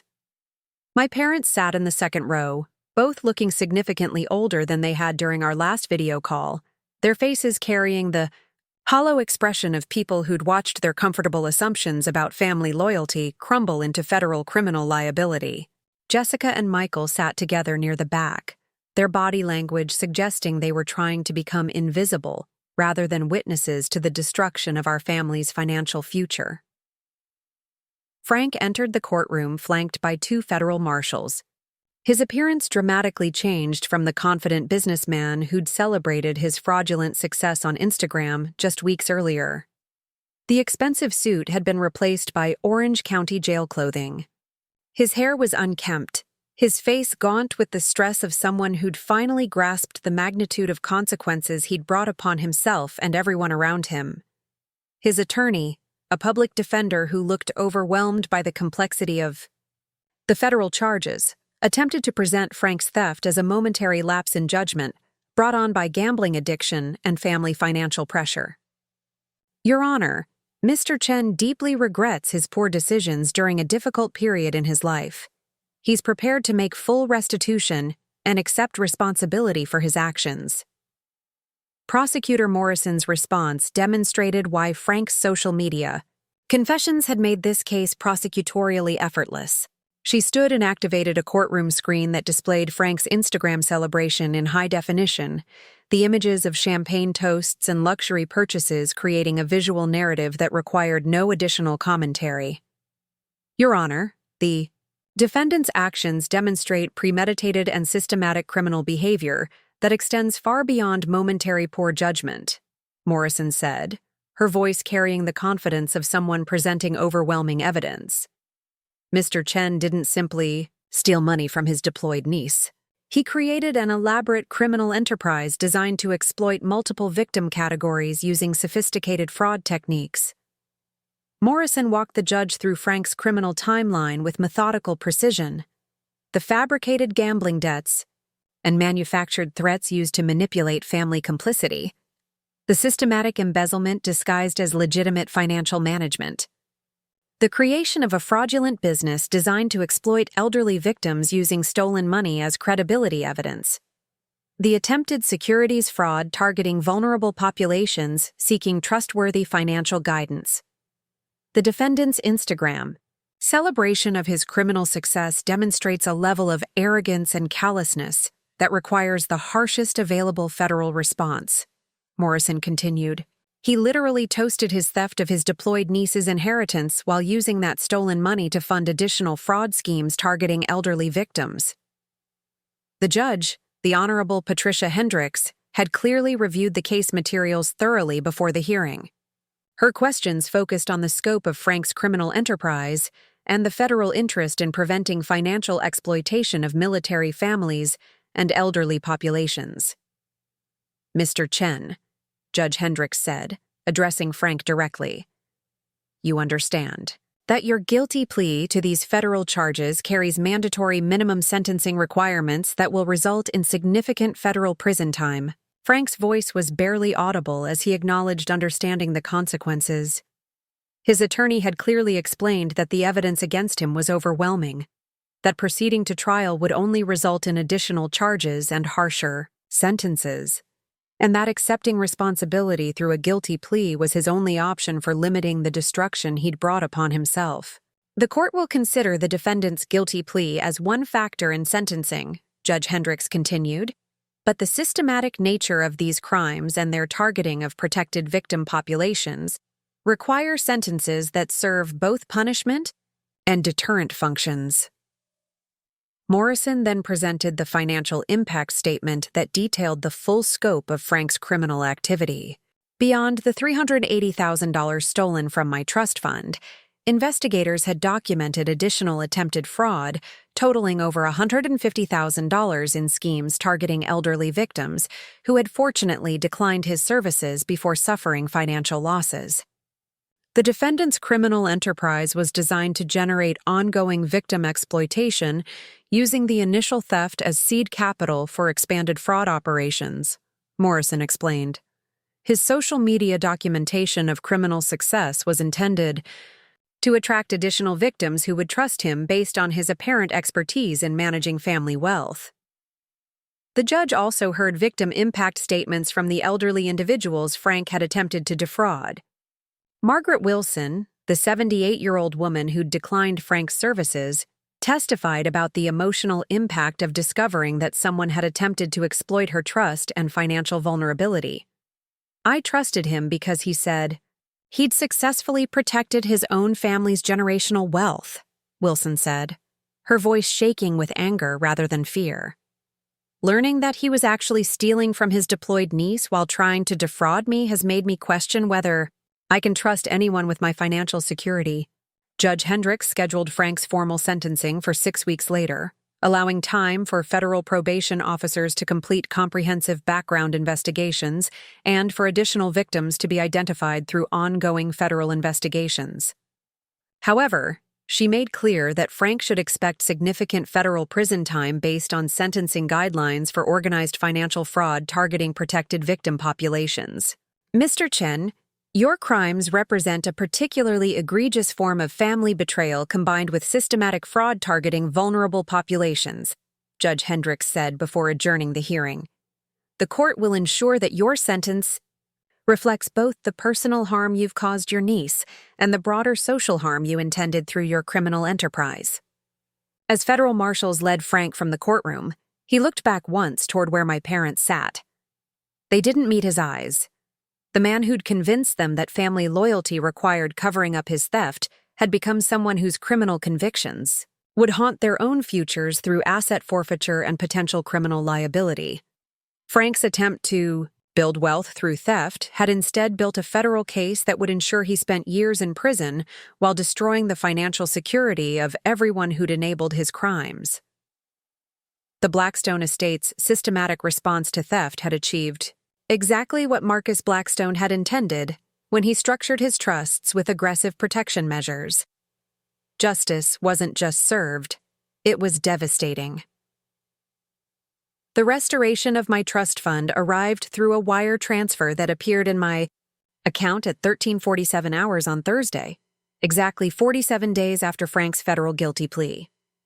The number that appeared on my phone screen was larger than the original balance, carrying not just the $380,000 that had been stolen, but an additional $127,000 in punitive damages, investigation costs, and what Eleanor Wallace had described as deterrent multipliers built into Marcus Blackstone's trust protection protocols.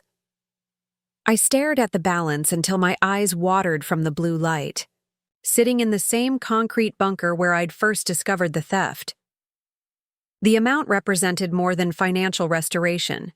It was vindication of every principle I'd served to protect during 2 combat deployments. The number proved that systems designed to protect the vulnerable could actually work when backed by sufficient resources and unwavering commitment to justice. The fund's restoration had come through asset forfeiture processes that had systematically dismantled Frank's entire financial existence. Federal marshals had seized his house, his vehicles, his business equipment, even the expensive suits he'd purchased with stolen money.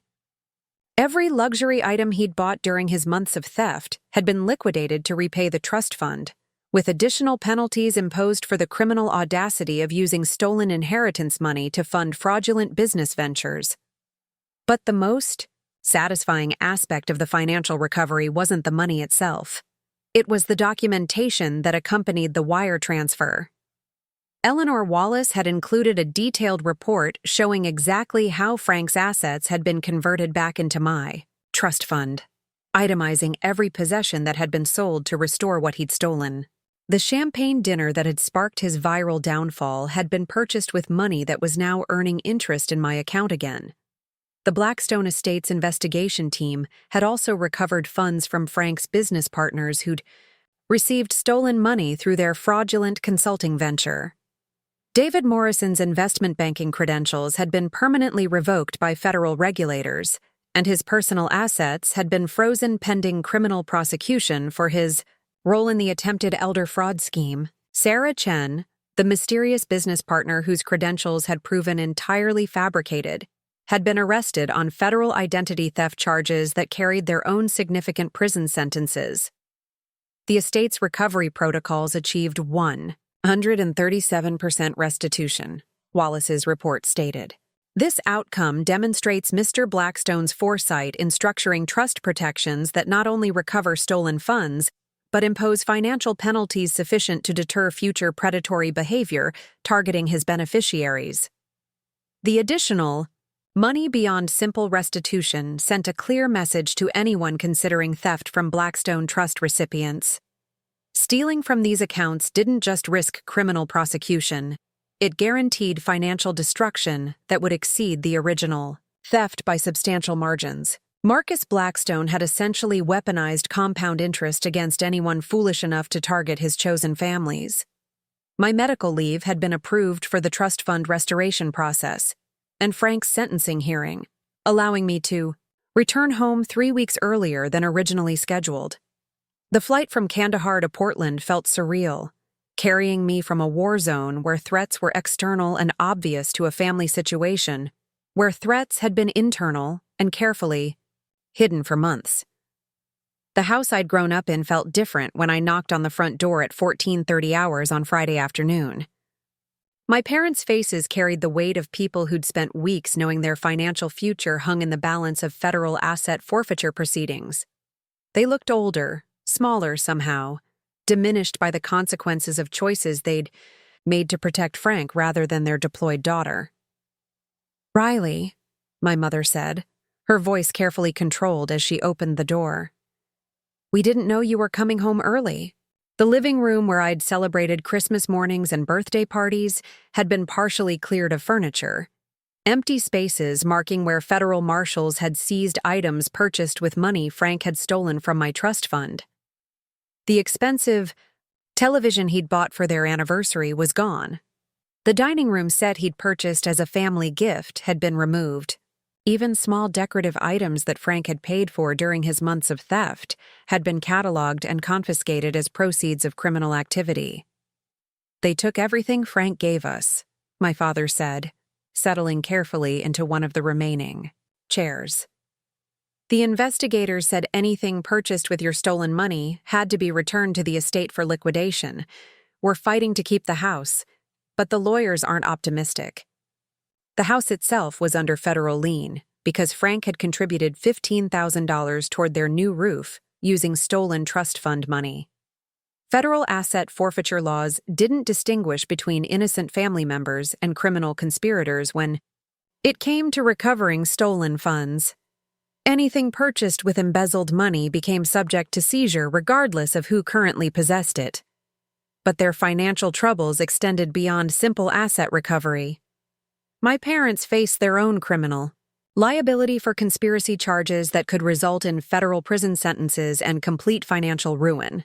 The FBI's investigation had documented their active participation in concealing Frank's theft, their acceptance of financial benefits from stolen money, and their systematic efforts to prevent other family members from reporting the criminal activity to appropriate authorities. The federal prosecutor offered us a plea agreement, my mother said, her voice barely above a whisper. 2 years in federal prison plus full asset forfeiture, or we can go to trial and risk much harsher sentences. If convicted, the plea agreement their attorney had negotiated required them to admit guilt for conspiracy to commit embezzlement, accept criminal records that would follow them for the rest of their lives, and surrender virtually all their assets to pay restitution, beyond what had already been recovered through Frank's asset forfeiture. Their retirement savings, their pension benefits, even their Social Security payments would be garnished for years to satisfy federal judgments. We know we made terrible choices, my father said, his military bearing finally cracking under the weight of consequences he'd never anticipated. We thought we were protecting the family, keeping everyone safe from Frank's gambling debts. We never imagined it would escalate into federal crimes that would destroy everyone's future. I sat across from my parents in what remained of their living room, looking at 2 people who'd raised me to believe in service, sacrifice, and putting others' needs before your own. They'd taught me values they'd abandoned the moment Frank convinced them that family loyalty required covering up theft from their deployed daughter. Their choice to protect Frank had resulted in the destruction of their own financial security and the criminal prosecution that would define the remainder of their lives. The hardest part, my mother continued, is knowing that we did this to ourselves. Frank manipulated us, but we chose to believe his lies because believing them was easier than facing the truth about what he was doing to you. We chose him over you, and now we're all paying the price for that choice. But I'd had months to process their betrayal while building the case that had ultimately destroyed Frank's criminal enterprise. The anger had burned itself out during endless night shifts in Afghanistan, replaced by something colder and more permanent. I could forgive Frank's theft because he was essentially a stranger wearing the mask of family. But my parents' conspiracy to cover up his crimes had revealed something about their character that no amount of time or distance would change. I hope you understand that we never wanted to hurt you, my father said. We thought we were making the best choice in an impossible situation. We were wrong, but our intentions weren't malicious. I looked at these 2 people who'd shaped my understanding of right and wrong, honor and duty, family and loyalty. They'd taught me to serve something larger than myself, to protect those who couldn't protect themselves, to choose difficult truth over comfortable lies. When tested by Frank's theft, they'd chosen convenient falsehoods over their deployed daughter's financial security. The trust fund restoration had given me financial freedom beyond anything I'd originally imagined. But sitting in their diminished living room, watching them face consequences they'd never anticipated, I realized that freedom included the liberty to choose my own family moving forward. Marcus Blackstone's gift had protected me from more than financial theft. It had protected me from the illusion that blood relationships guaranteed loyalty, or that family ties required accepting betrayal. The final sentencing hearing took place on a crisp October morning that felt like the kind of day when justice actually meant something tangible rather than abstract legal theory. I sat in the front row of the federal courtroom wearing my dress blues, the uniform that represented everything Frank had tried to steal from me. Honor earned through service, integrity maintained under pressure, and the belief that some things matter more than personal convenience or family comfort. Judge Patricia Hendricks entered the courtroom with the measured gravity of someone who'd spent decades determining how much freedom people deserved to lose for their crimes. Frank stood as she took the bench, his orange jail uniform a stark contrast to the expensive business attire he'd worn during his Instagram celebration of theft just months earlier. The transformation was complete. From confident entrepreneur to convicted federal felon awaiting the consequences of systematic criminal behavior. "Mr. Chen," Judge Hendricks began, her voice carrying the authority of federal justice backed by unlimited resources for enforcement, "you have pleaded guilty to multiple federal charges including embezzlement from a protected trust, wire fraud, attempted elder financial abuse, and conspiracy to commit securities fraud. These crimes represent a level of calculated predatory behavior that requires significant federal prison time to protect society from your continued criminal activity."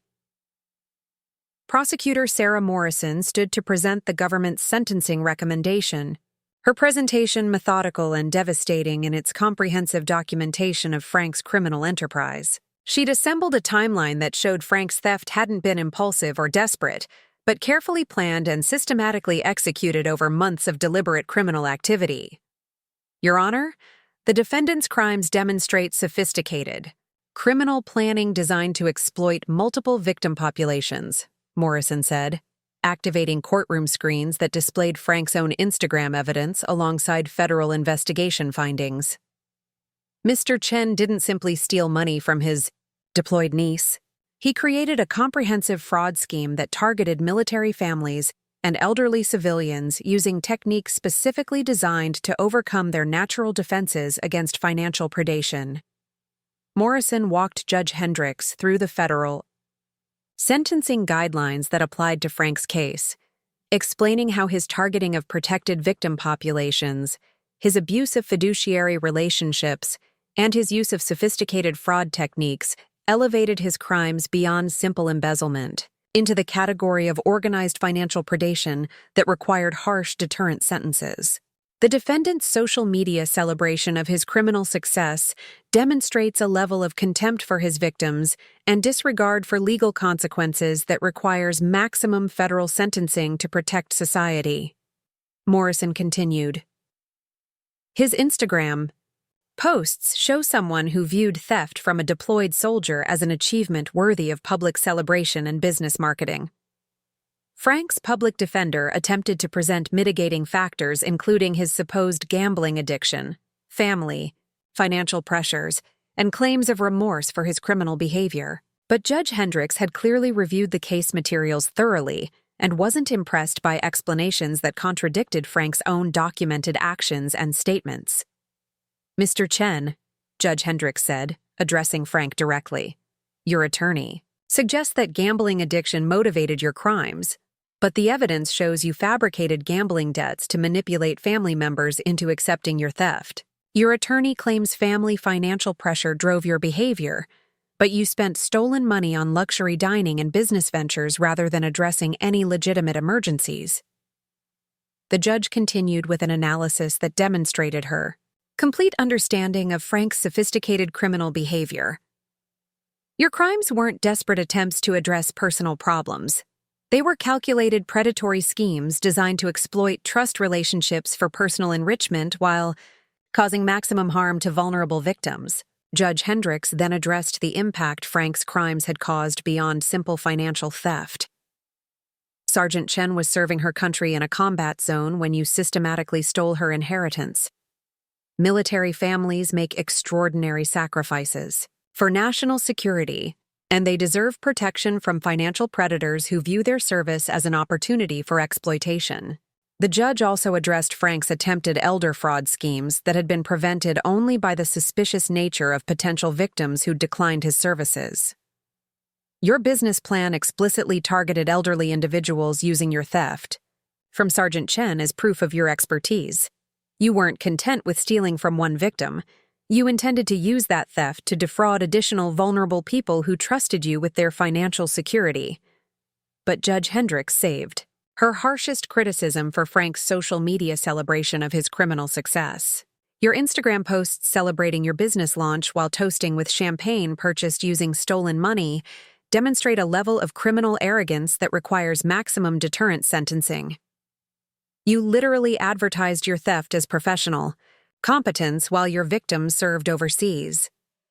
The victim impact statement I'd prepared was read into the court record, detailing not just the financial harm Frank had caused, but the emotional and psychological damage of discovering that family members I'd trusted with my life had chosen to protect my thief rather than their deployed daughter.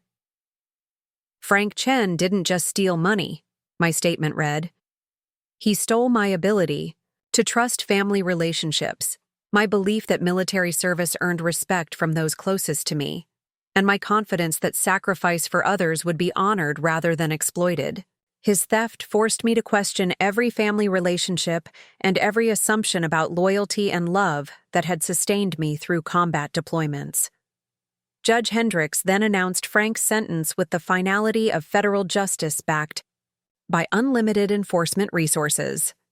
Mr. Chen, you are hereby sentenced to 12 years in federal prison, followed by 5 years of supervised release, during which you will be prohibited from accessing any financial accounts not directly monitored by federal probation officers. The sentence included complete asset forfeiture that would strip Frank of everything he'd accumulated during his adult life, ensuring that he would emerge from federal prison with nothing beyond basic clothing and whatever employment he could find with a federal criminal record. His house, vehicles, business equipment, even his retirement savings would be liquidated to pay restitution and federal penalties. Additionally, Judge Hendricks continued, you are permanently prohibited from working in any capacity involving financial management, trust administration, or advisory services to elderly populations. Your criminal behavior has demonstrated that you cannot be trusted with other people's money under any circumstances. The judge also imposed restitution requirements that extended beyond the money Frank had actually stolen, including investigative costs, legal fees, and punitive damages that would follow Frank for decades after his release from federal prison. Even if he lived to be 90 years old, he would never escape the financial consequences of his theft from my trust fund. This sentence serves multiple purposes, Judge Hendricks explained. It punishes you for your criminal behavior, protects society from your continued predatory activity, and sends a clear message to anyone considering similar crimes against military families or elderly populations. As federal marshals led Frank from the courtroom, he looked back once toward where his family members sat. My parents, Jessica, Michael, and other relatives who'd watched him steal from their deployed family member while choosing silence over justice. None of them met his eyes. The man they'd protected had become a convicted federal felon whose criminal record would haunt their own futures through association and complicity. Frank's attempt to build wealth through theft had resulted in 12 years of federal imprisonment and lifetime financial ruin. His social media celebration of criminal success had become evidence that ensured maximum sentencing under federal guidelines designed to deter financial predation targeting vulnerable populations. Outside the courthouse, Eleanor Wallace provided final documentation showing that my trust fund had been fully restored with additional protections that would make future theft virtually impossible. The Blackstone estate had used Frank's case to refine their security protocols, ensuring that future beneficiaries would be protected by even more sophisticated fraud detection and prevention systems. Mr. Blackstone's vision for protecting his chosen families has been validated, Wallace said. Your uncle's systematic theft was detected, documented, and punished with the full force of federal law. The trust system worked exactly as intended, ensuring that predatory behavior targeting our beneficiaries results in devastating consequences for the perpetrators. Standing on the courthouse steps where this legal journey had begun, I realized that Frank's theft had ultimately strengthened rather than weakened my financial security. The additional protections now built into my trust fund made it more secure than ever before. His attempt to exploit my military service had resulted in enhanced protections for all military beneficiaries of Blackstone trusts. Frank thought he was stealing from a deployed soldier with limited recourse options. Instead, he'd declared war on a system designed by one of America's most ruthless businessmen to destroy anyone who threatened his legacy of protecting deserving families. The war was over. Frank had lost completely. And Marcus Blackstone's vision of justice had proven more powerful than any criminal's delusions of immunity. 6 months later, I stood in the courthouse lobby of a different building entirely, Family Court, where I was filing paperwork to legally change my last name. Chen had become synonymous with betrayal, theft, and federal crimes. I was ready to start fresh with a name that belonged only to me. The trust fund restoration had grown to over $640,000 through careful investment managed by Blackstone estate professionals who actually understood fiduciary responsibility. I'd used part of it to buy a house, not for my parents or extended family, but for the military families I was helping through a nonprofit I'd established using Marcus Blackstone's gift. Frank was serving his 12-year sentence in a federal facility in Ohio, where inmates with financial crimes convictions aren't particularly popular. My parents had accepted their plea bargain, serving 2 years in minimum security prison while losing their house, retirement savings, and any illusion that blood relationships guaranteed loyalty or forgiveness. The most satisfying update came through Eleanor Wallace. Frank's case had been used to strengthen federal laws protecting military families from financial exploitation during deployment. The Chen Amendment now carried mandatory minimum sentences for anyone who targets service members' finances while they're overseas serving their country. I kept Frank's viral Instagram celebration saved on my phone, not as painful reminder, but as proof that criminals eventually prosecute themselves when their arrogance exceeds their intelligence. His champagne toast to my stolen inheritance had become evidence that destroyed his life completely. Sometimes justice arrives wearing combat boots and carrying documentation that financial predators never see coming. Sometimes the people who think they're stealing from victims with no recourse discover they've actually robbed someone protected by unlimited legal resources and zero tolerance for betrayal. Have you ever been told to keep quiet while someone destroyed your future? Drop your story in the comments below. We see you, and we believe you deserve justice. Don't forget to subscribe for more stories about standing up to family betrayal and fighting back when the system actually works.